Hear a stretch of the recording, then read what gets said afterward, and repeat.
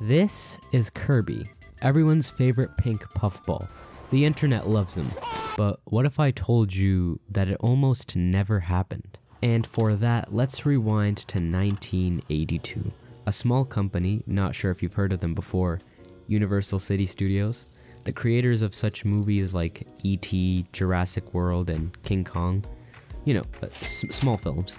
Anyway, Universal is looking for a way to get into the booming game industry. And this is where the second part of our story comes in. Another small company that goes by the name Nintendo. They just released what will become one of the most iconic games of all time, Donkey Kong. Back to Universal Studios. They decide to send one of their guys to do some research on Nintendo's new game. So it wasn't a surprise that they got just a teensy bit angry when they realized what the game was about. You know, big monkey, damsel in distress, high elevation. They were kind of similar. And Universal thought it infringed on their copyright. So they wanted to sue Nintendo.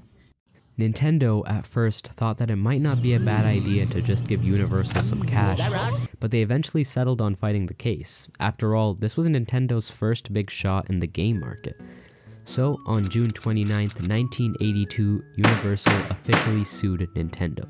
They gave them 3 ultimatums. Stop using Donkey Kong characters, get a license from Universal, or get sued.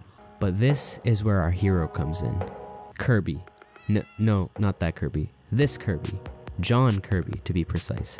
He was a lawyer that had defended the likes of PepsiCo, General Foods, and more. With his stacked resume, this trial only lasted 7 days. Kirby proved that King Kong showed differences and proved that King Kong was a public domain.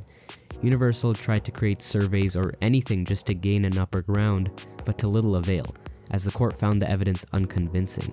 At best, Donkey Kong was no more than a parody. And with that, Nintendo won the case. Our legend John Kirby was given a fat $30,000 paycheck and a copy of Masahiro Sakurai's new game, Kirby.